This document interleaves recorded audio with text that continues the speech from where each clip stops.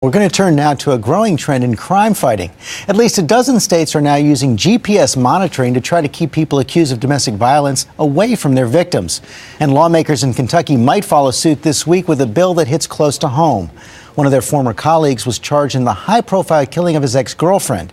ABC's chief law and justice correspondent and 2020 anchor Chris Cuomo brings us the story. They were a well-suited couple because they were both interested in the same things. Amanda Ross was what you would want your daughter to be. A pedigreed politician and his sweetheart. Together, a picture of propriety among Kentucky's power elite. But this is a photo that leaves 1,000 words unsaid. She knew something was going to happen. Steve Nunn, a former state legislator and the son of late Kentucky Governor Louis Nunn.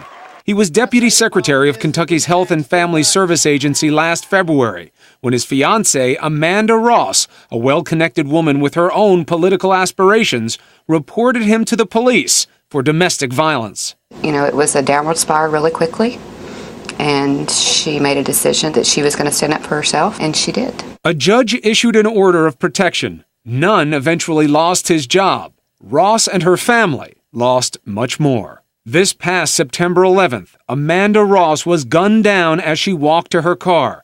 Later that day, police found Nunn at his family cemetery with his wrist slit, holding a gun. Nunn had just ordered a tombstone listing September 11th as the date of his own death. None of us really ever thought it would get to that point.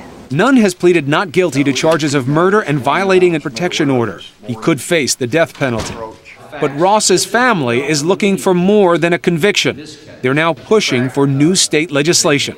We find Amanda's bill to be a common sense approach. Amanda's bill would require those served with orders of protection to wear a tracking device so police and potential victims could keep tabs on their whereabouts. It gives victims what we call a fighting chance in Kentucky.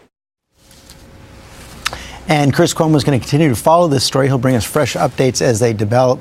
Now we're joined by Amanda Ross's mother, Diana, who is speaking out about her daughter's death and legacy. And thank you so much for joining us this morning. I know this is difficult for you, and we want to send along our condolences for your loss. Thank you. Are you pretty convinced that this bill would have saved your daughter's life? Yes, I know it would. Tell us how. She would not have stepped out.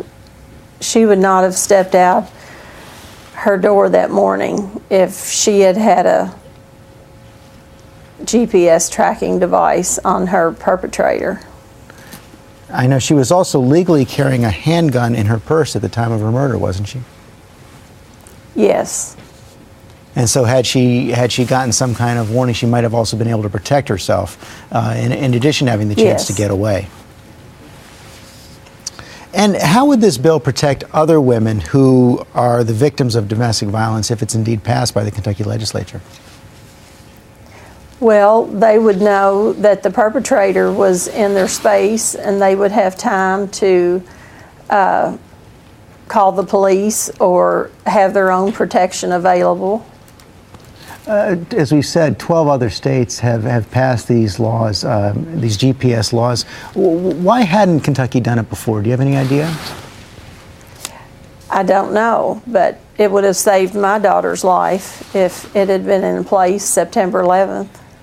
You know, some critics of the laws say that one of the problems with them is that it turns a suspect basically into someone who's been convicted automatically. You lose all the presumption of innocence if you're required to wear this kind of a GPS device. How do you answer that criticism? Well, if you're innocent, if you were wearing a GPS device, it would prove that you were where you said you were.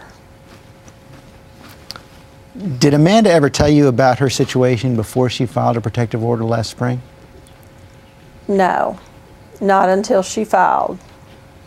And what did she tell you then? She told me that she thought it was the only way that she could get away from her perpetrator. And it obviously didn't work in this case. But is there something that you want to say to any woman out there who might be in a similar situation? What can they learn from Amanda's horrible experience? Well, I would hope they would be brave like Amanda and report it to the police and use the system and go through the laws and the courts and try to protect themselves. And if they have this GPS device, you would know that your perpetrator was in your space and you would have time to get protection. Finally today, how do you want Amanda to be remembered? For her laugh and her beautiful grin and her wonderful witty humor and her fashion, her sense of fashion. Well, thank you for sharing that, Mrs. Ross, and good luck today. Thank you.